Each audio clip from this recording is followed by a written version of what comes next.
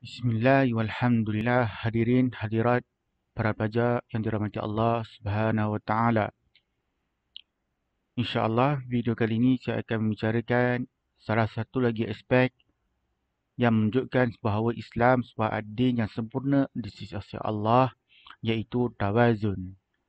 Apakah maksud tawazun dan bagaimanakah tawazun menterjemahkan Islam sebagai sebuah adin yang sempurna di sisi Allah Subhanahu wa Ta'ala? Tawazun berasal dari perkataan tawazzana, tawazzanu, tawazzun, iaitu bermaksud keserasian dan persefahaman. Sebab tu kita sebut yaumul mizan, kataan yang hampir sama, kata dasarnya lebih kurang sama, iaitu sebut yaumul mizan, maksudnya hari pertimbangan.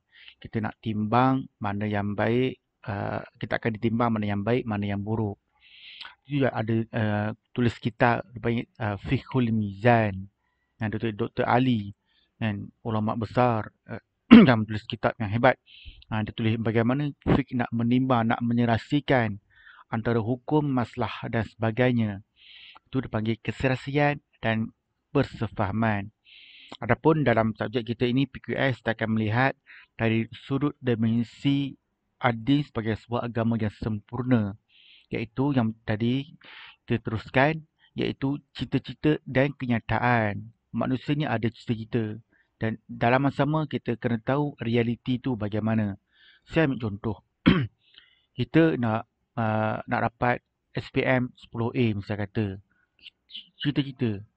Tapi kita kenyataannya kita tak belajar. Maksudnya cita-cita kita tak dapat dilaksanakan. Itu contoh lain. Kita nak makan tapi kita tak bekerja. Kita cita ni kita nak bagi perut kenyang. Tapi kenyataannya kita tak bekerja. Jadi kita tak ada keserasian antara cita-cita dan kenyataan. Jadi tak boleh nak menimbang, nak dapat kesefahaman kehidupan. Sebab tu Islam ini dia letakkan ada matlamat zahir yang perlu mengelakkan matlamat batin. Maksudnya kita tahu zahir tu yang hak dan kita mesti laksanakan yang hak. Kita tahu batin itu benda yang haram, yang tak boleh dilaksanakan. Maka itu kita perlu tinggalkan. Itu kita kena ada keserasian hidup ni. Itulah Islam menunjukkan bagaimana kehidupan kita ni, dunia dan akhirat mesti serasi. Tak boleh kejar dunia saja dan tak boleh kejar akhirat saja. Dia mesti serasi. Ada cerita di dunia, kenyataan di mana? Kita nak dapat kehidupan di akhirat yang kekal abadi. Jadi tengok apa yang Allah sebut. A'udzubillahi minasyaitonirrajim. Wabtaghi fima ataqallahu darul akhirah wala tansi nasibaka minad dunya wa ahsin kama ahsanallahu ilaik. Maksudnya, dan tuntutlah dengan harta kekayaan yang telah digunakan oleh Allah kepadamu akan pahala dan kebaikan hari akhirat. Itu maksudnya para pelajar. Kita boleh cari kerja, jadi orang kaya.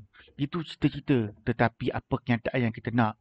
Kita nak dapat pahala dan kita nak dapat kebahagiaan di hari akhirat. Lepas tu kita panggil tawazun. Kita kehidupan ni kena serasi. Kalau tidak serasi, kita tak akan dapat satu keindahan, satu cara hidup yang sempurna. Sebab tu ada masyarakat sebilangannya melihat akhirat saja penting. Duduk bertapa di gua misal kata, solat banyak-banyak, baca Quran banyak-banyak, tapi tak bekerja. Ini satu musibah, satu pemikiran yang tidak tepat dalam landasan Al-Quran dan hadis syariat Nabi Muhammad sallallahu alaihi wasallam. Sebab tu Allah menjelaskan lagi, dan janganlah engkau melupakan bahagianmu, keperluan dan bekalanmu dari dunia. Itulah kehidupan kita. Kita tak boleh tinggalkan. Bagaimana Nabi berkahwin, Nabi tidur, kan? Dan Nabi juga berpuasa dan Nabi berbuka puasa. Itu semua adalah kitaran kehidupan. Kena serasi. Kena serasi. Tak boleh kita milih dunia saja dan tak boleh juga kita pilih akhirat. Itulah Islam. Itulah aspek tawazun yang akan menjadikan Islam ini sebagai sebuah agama adil.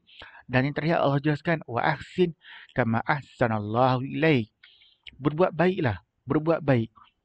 Allah bagi kita nikmat hidup, nikmat pernafasan. Allah bagi kita mata, Allah bagi kita hidung, Allah bagi kita telinga, Allah bagi kita tangan, Allah bagi kita harta. Dan kesenangan tu kita perlu dikongsikan. Tengok adik-beradik, tengok saudara mara, tengok orang miskin, tengok orang fakir, tengok obin sabil dan sebagainya. Dia akan menjadi kehidupan masyarakat ini adanya keseimbangan, adanya keserasian. Kalau tidak ada benda ni, itu akan jadi masalah yang pelbagai. Inilah yang dimaknai tawazun supaya kita dapat mengamalkannya sehingga menjadikan Islam sebagai sebuah adin yang sempurna. Wallahu a'lam.